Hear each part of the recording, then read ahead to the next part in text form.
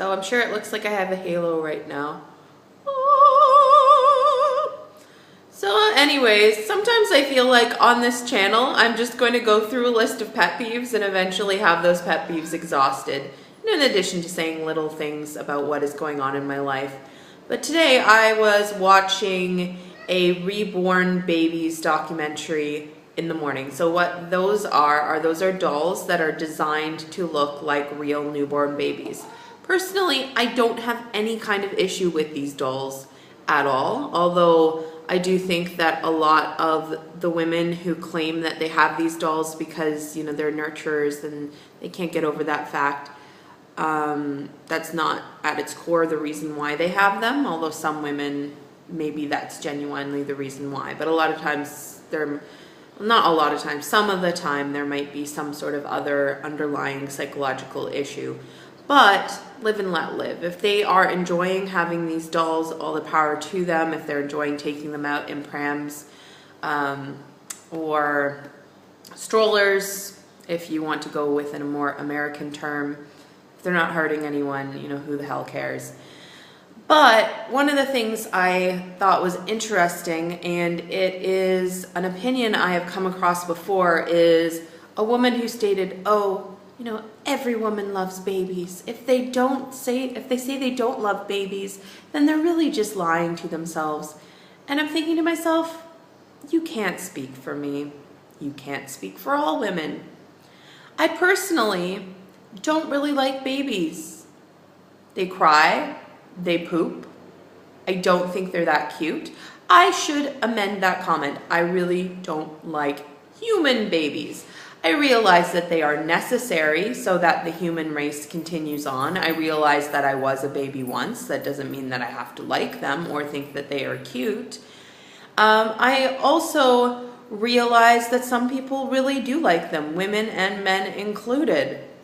But put a baby in my hand, and honestly, it's kind of going to be lost on me. I'll look at it. I'll hold it gently. And I will probably think, wow, isn't the science behind this a really amazing thing? But I'm not going to have a maternal instinct. Now, certainly I'm not going to drop the baby or, you know, do anything ill towards the baby on purpose, because that would just be a mean thing to do to a fellow human being. I'm just saying I don't feel that particular maternal instinct that other women tell me that I should have. And I think that it is ridiculous that as a society, we expect that when women see babies, they say, oh, your baby is so cute. Can I hold your baby? Oh, coochie, coochie, coochie, coo. Oh, so cute. Look at you. No. And the thing is, I am that way kind of with my cats. But I don't expect people to come in and, you know, think the same thing about my cats. So, I mean, I guess humans are the same species, so it's a little bit different. But I hate how there's this kind of expectation of, if you are a woman, you must behave in this particular way. And if you don't behave in this particular way, then clearly you are quite strange. When actually, I have a lot of friends who think exactly the same thing about babies that I do, that they are not cute, that they are shitting machines and crying machines, and that they are necessary, but not, we don't want to pick them up, we don't want to hold them, we don't want to say, like, you're so adorable, or even tell the mothers that the babies are so adorable, because, I mean, as much as we want the mothers to be proud, and we're happy if the mothers are happy, we also want to be honest and we want to be true to ourselves and with ourselves. But there is still a little bit of a taboo with actually coming out and saying, I'm a woman, and hey, I don't like babies. So that's one thing that I do find a little bit annoying, you know, that women are expected to be or do. Another thing that I sometimes find is when you watch TV shows like Bridezilla, which admittedly I only have watched a part of 1 or 2 times, but other shows as well, there are women who state, it's been every girl's dream since she was a little girl to have her perfect, beautiful wedding. We have been planning out the perfect dress and what we will do at our wedding. I'm thinking, again, Can you honestly talk for all women? I don't care about my wedding. If somebody else wants to have a nice big wedding, all the power to them. If somebody else wants to have a nice or expensive wedding, or have a $12,000 gown, again, that's your choice. Personally, it's not a choice that I could make. Personally, I kind of don't understand spending tens of thousands or hundreds of thousands of dollars on a wedding, but if that's the choice you want to make, fine, whatever. Honestly, I would love to elope.